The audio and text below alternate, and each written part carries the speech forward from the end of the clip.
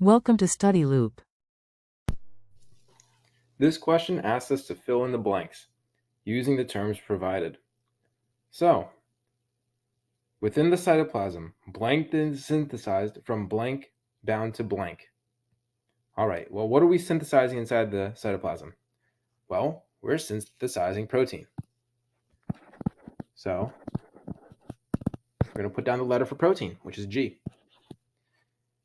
Protein is synthesized from blank bound to blank. So, well, it's synthesized from mRNA, right? But the question really is asking, what are the building blocks of this protein? Well, the building blocks are amino acids, which are A. So it's synthesized from amino acids bound to blank. Well, it's bound to the tRNA, right? That's where the amino acids come from. And the sequence that corresponds to the information provided by what? Well, the information provided for the tRNA comes from the mRNA. And here we're referring to the codons and the anticodon on the tRNA. This process is called what? Well, it's translation. Within the nucleus, information originating in blank is encoded as a sequence of bases in blank. So information is coming from where? Well, the information is coming from the DNA. So within the nucleus, information originating in the DNA is encoded as a sequence of bases in blank,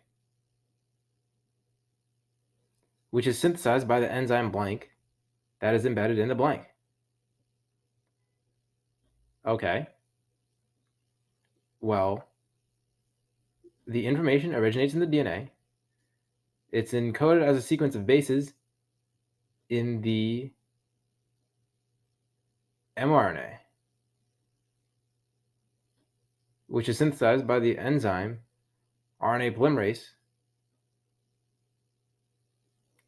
that is embedded in the ribosomal RNA.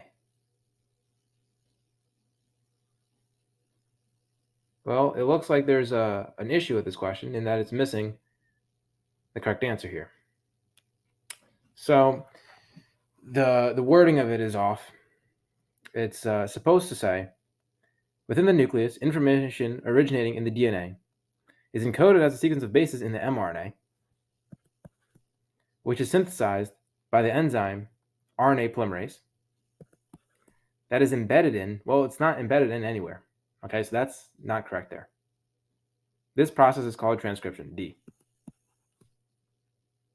All right, so that was part one, or part A. Now let's go over to part B. During development, cell differentiation occurs, using the model above, explain where information flow is most effectively blocked. Well, where would you block it? The DNA, on the RNA level, or on the protein level? Well, most effectively is on the DNA, right? DNA is there. If you just block it, then you don't have to go through all these steps. So information is most effectively blocked on the DNA level. And we can do that through histone modifications. Think of euchromatin versus heterochromatin. All right, part C. The chemical message is received by cell regulating the time of events controlled by gene expression.